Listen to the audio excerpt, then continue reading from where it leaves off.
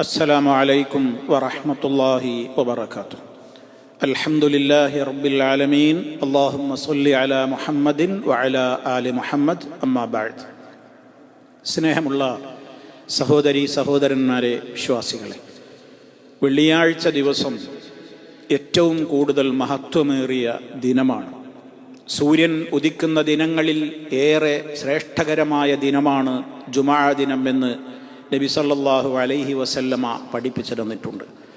അതുകൊണ്ട് തന്നെ അന്ന് ചെയ്യുന്ന കർമ്മങ്ങൾ വളരെ പ്രാധാന്യമർഹിക്കുന്ന കാര്യമാണ്. വെള്ളിയാഴ്ച ജുമുഅക്ക് പോകുന്ന ആളുകളൊക്കെ ഇനി ഞാൻ നിങ്ങളെ കേൾപ്പിക്കുവാൻ പോകുന്ന ഈ ഹദീസ് ശ്രദ്ധാപൂർവം കേൾക്കണം. എത്രത്തോളം വലിയ മഹത്വമാണ് അള്ളാഹു അന്ന് ജുമുഅക്ക് പോയി വരുന്നതിന് നമുക്ക് തരാമെന്ന് വാഗ്ദാനം ചെയ്തിട്ടുള്ളത് എന്ന് നമ്മൾ ആലോചിക്കണം. മഹാനായ ഔസ് ഇബ്നു ഔസ് സഖഫി സഹാബിയാണ്.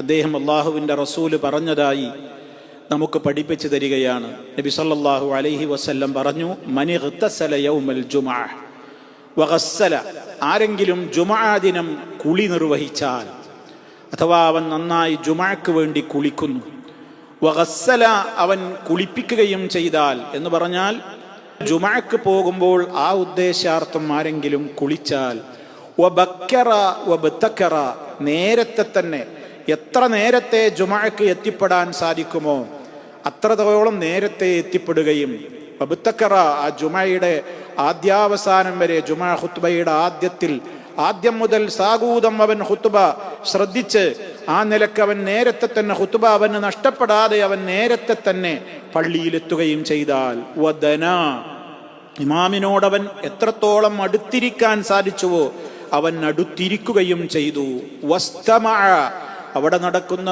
ഖുത്ബ അവൻ സാഗൂതം ശ്രവിച്ചു, വളരെ ശ്രദ്ധാപൂർവം അവൻ കേട്ടു, വഅൻസത, അവൻ മൗനം പാലിച്ചു.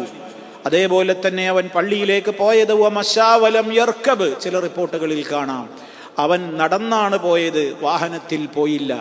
അവൻ ആ നടത്തം, അങ്ങനെ ഒരാൾ നടന്ന് ജുമുഅക്ക് പോയാൽ കാന ലഹു, ആ വ്യക്തിക്കുണ്ട്, ബികുല്ലി ഖുതുവത്തിൻ യഖ്തുഹാ, അവൻ വെക്കുന്ന ഓരോ ചുവടുവെപ്പുകൾക്കുമുണ്ട്, അജുറു സനത്തിൻ, ഒരു വർഷത്തെ കൂലി. ഒരു വർഷത്തെ കൂലി, സഹോദരങ്ങളെ, ചിന്തിക്കാൻ പോലും കഴിയുന്നുണ്ടോ? ഒരു ചുവടുവെപ്പിന്, ഒരു സ്റ്റെപ്പ് വെച്ചാൽ അതിന് ഒരു കൊല്ലം സിയാമുഹാ വ ഖിയാമുഹാ, ഒരു കൊല്ലം നോമ്പെടുത്ത കൂലി, ഒരു കൊല്ലം നിസ്കാരം നിർവഹിച്ച കൂലി. എന്തിന്? വെള്ളിയാഴ്ച പള്ളിയിലേക്ക് ജുമുഅ നിർവഹിക്കുവാൻ വേണ്ടി നടന്നു പോയാൽ അതിനുവേണ്ടി വെക്കുന്ന ഒരു സ്റ്റെപ്പിന് ഒരു കൊല്ലം പൂർണ്ണമായി നിസ്കരിക്കുകയും ഒരു കൊല്ലം പൂർണ്ണമായി നോമ്പെടുക്കുകയും ചെയ്തതിൻ്റെ പ്രതിഫലമുണ്ട് എന്ന് മഹാനായ റസൂൽ സല്ലല്ലാഹു അലൈഹി വസല്ലം പറഞ്ഞിരിക്കുന്നു. സഹീഹായ ഹദീസാണ്. നോക്കണം നിങ്ങൾ സഹോദരങ്ങളെ, ഇത് പറഞ്ഞിട്ട് പണ്ഡിതന്മാർ പറയുന്നുണ്ട്, പല പണ്ഡിതന്മാരും ഈ ഹദീസ് ഉദ്ധരിച്ചതിന്റെ ശേഷം ഇപ്രകാരം പറഞ്ഞതായി കാണാൻ സാധിക്കും. അല്ലാഹു സുബ്ഹാനഹു വ തആല പ്രതിഫലം നിശ്ചയിച്ചിട്ടുള്ള, അഥവാ സൽക്കർമ്മങ്ങൾക്ക് പ്രതിഫലം നിശ്ചയിച്ചതിൽ, ലൈസ ഫി സുന്നത്തി ഫീ ഖബരിൻ സഹീഹിൻ അക്സറു മിൻ ഹാദ സവാബ്, ഇത്രത്തോളം വലിയ പ്രതിഫലം നിശ്ചയിച്ച ഒരു സുന്നത്ത് വേറെ ഇല്ലാതെ എന്ന് പറഞ്ഞ പണ്ഡിതന്മാരുണ്ട്.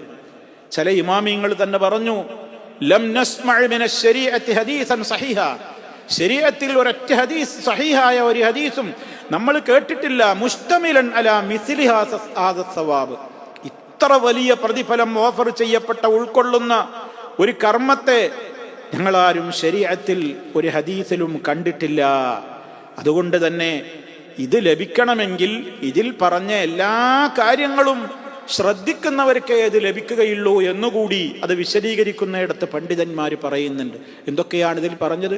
ജുമുഅക്ക് വേണ്ടി എന്ന ഉദ്ദേശത്തോടെ നന്നായി കുളിച്ചൊരുങ്ങണം, അതുപോലെ തന്നെ നല്ല വൃത്തിയുള്ള വസ്ത്രം ധരിച്ച് നേരത്തെ പള്ളിയിലേക്ക് പോകണം, നടന്നു പോകണം, വാഹനത്തിലേറാതെ നടന്നു പോകണം. അവിടെ തന്നെ ചില പണ്ഡിതന്മാർ പറഞ്ഞു, ഒരുപക്ഷെ പള്ളി ഒരുപാട് ദൂരെയായിരിക്കാം, വാഹനത്തിൽ പോകാതെ നിവൃത്തിയില്ലെങ്കിൽ അവർക്ക് എഴുതുണ്ടല്ലോ, അവർക്ക് കാരണമുള്ളത് കൊണ്ടാണല്ലോ, അവർക്ക് ആഗ്രഹമുണ്ട് ഇങ്ങനെ നടന്നിട്ട് പോയിട്ട് അതിൻ്റെ കൂലി കിട്ടണം എന്നുള്ളത്. പക്ഷെ അവർ നിർബന്ധിതരാവുകയാണ് വാഹനത്തിൽ പോകുവാൻ, എങ്കിൽ അവർക്കും ഇത് പ്രതീക്ഷിക്കാം. കാരണം അവരെ സംബന്ധിച്ചിടത്തോളം അവർക്ക് ഒരു കാരണമുള്ളത് കൊണ്ടാണല്ലോ. ഏതുപോലെ അതിന് ഉദാഹരണം കൂടി പറയുന്നുണ്ട്. നബി സല്ലല്ലാഹു അലൈഹി വസല്ലമ തബൂക്ക് യുദ്ധത്തിൽ നിന്ന് മടങ്ങി മദീനയിലേക്ക് എത്താനുള്ള സമയമായപ്പോൾ സഹാബിമാരോട് ഒരു പാഠം പറഞ്ഞു കൊടുത്തു. അതെന്താണ്? മദീനയിൽ നമ്മളോടൊപ്പം സഞ്ചരിക്കുവാൻ കഴിയാത്ത കുറെ ആളുകൾ മദീനയിൽ നിൽപ്പുണ്ടായിരുന്നു. അവർക്ക് നമ്മുടെ കൂടെ യുദ്ധത്തിന് പോരാൻ സാധിച്ചിട്ടില്ല. എന്നാൽ നിങ്ങൾ ചവിട്ടിയ ഓരോ ചവിട്ടടികളിലും നിങ്ങൾക്ക് കിട്ടിയതുപോലെയുള്ള പുണ്യം അവർക്കും കിട്ടും എന്ന് നബി സല്ലല്ലാഹു അലൈഹി വസല്ലം പറഞ്ഞപ്പോൾ സഹാബത്ത് ചോദിച്ചു, അള്ളാഹുവിന്റെ റസൂലേ, അവർ മദീനയിലല്ലേ, ഞങ്ങളല്ലേ സഞ്ചരിച്ചത്, പിന്നെ എങ്ങനെയാണ് ഞങ്ങളെപ്പോലെ അവർക്കും കൂലി കിട്ടുക? അപ്പൊ നബി സല്ലല്ലാഹു അലൈഹി വസല്ലം പറഞ്ഞു, ഹബസഹുമുൽ ഉദ്റു, അവർക്ക് അങ്ങനെ വരാൻ ആഗ്രഹമുണ്ടായിരുന്നു, പ്രതിഫലം നേടണമെന്ന് മോഹമുണ്ടായിരുന്നു. പക്ഷേ അവരെ അതിൽ നിന്ന് തടഞ്ഞത് പ്രതിബന്ധങ്ങളാണ്. ആ ഹദീസ് ഉദ്ധരിച്ചുകൊണ്ട് പണ്ഡിതന്മാര് പറയുന്നുണ്ട്, വാഹനത്തിൽ പോയാലേ പള്ളിയിലേക്ക് സമയത്തിന് എത്തുകയുള്ളൂ എന്ന നിർബന്ധ സാഹചര്യമുള്ള ആളുകൾ വാഹനത്തിൽ പോയാലും ഈ ഒരു പുണ്യം അവർക്ക് ലഭിച്ചേക്കാം എന്ന്. എന്നാൽ നടന്നു പോകുന്ന പാർക്കിങ്ങിൽ വണ്ടിയിട്ട് അവിടുന്ന് ഇങ്ങോട്ട് നടക്കുന്ന നടത്തം ഒക്കെ അതൊക്കെ നമുക്ക് പ്രതീക്ഷിക്കാവുന്നതാണ്. അതേപോലെ തന്നെ ഇമാമിനോട് എത്രത്തോളം അടുത്തിരിക്കാൻ അതൊരു പ്രത്യേക നിബന്ധനയായി പറഞ്ഞു. സാഗൂതം ശ്രവിച്ചു, ഒന്നും ചെയ്തില്ല, അനങ്ങാതെ ഇരുന്നു. ഒരു കല്ല് കൊണ്ട് പോലും, പഴയകാലത്ത് മണൽ വിരിച്ച പള്ളികളല്ലേ, ചരക്കല്ലുകൾ കയ്യിലെടുത്തുകൊണ്ട് അങ്ങോട്ടും ഇങ്ങോട്ടും ഇങ്ങനെ തിരിപ്പിടിക്കുന്നത്, അതിന്മേൽ വ്യാപൃതനാകുന്നത് വരെ ജുമഅയുടെ ശ്രദ്ധയിൽ നിന്ന് നമ്മുടെ ശ്രദ്ധ തെറ്റിക്കുമെന്നുള്ളതിനാൽ അതുപോലും നിരോധിച്ചു. മറ്റൊരാൾ സംസാരിക്കുന്നുണ്ടെങ്കിൽ മിണ്ടാതിരിക്കൂ എന്ന് പറയുന്നത് പോലും നമ്മുടെ ജുമഅയെ ബാധിക്കുന്ന കാര്യമായി അള്ളാഹുവിന്റെ റസൂല് പഠിപ്പിച്ചു. ഇന്നത്തെ കാലം നമ്മൾ ശ്രദ്ധിക്കണം. ജുമഅക്ക് വന്നിരുന്നാൽ പോലും മൊബൈലെടുത്ത് മെസ്സേജ് നോക്കുവാനും മെസ്സേജ് തിരിച്ച് മറുപടി നൽകുവാനും അതേപോലെ തന്നെ കോൾ അറ്റൻഡ് ചെയ്യുവാനും അതേപോലെയുള്ള പല കാര്യങ്ങൾക്കുമൊക്കെ ഈ ഫോണുകൾ ഉപയോഗപ്പെടുത്തിയിട്ടും അതുപോലെ തന്നെ വെള്ളം കുടിച്ച പാത്രം ശബ്ദമുണ്ടാക്കിയിട്ടും ആ ഗ്ലാസ്സുകളെ അങ്ങോട്ടും ഇങ്ങോട്ടുമൊക്കെ തിരിച്ചും മറിച്ചും പിടിച്ച് അതിലേക്ക് ശ്രദ്ധിച്ചിട്ടും അതിൻ്റെ കമ്പനിയുടെ പേര് വായിച്ചിട്ടുമൊക്കെ പലപ്പോഴും ആളുകൾ ജുമാ ഖുത്ബയുടെ വേളകളിൽ അശ്രദ്ധമായിരിക്കുന്ന അവസ്ഥ കാണുവാൻ സാധിക്കാറില്ലേ പലപ്പോഴും.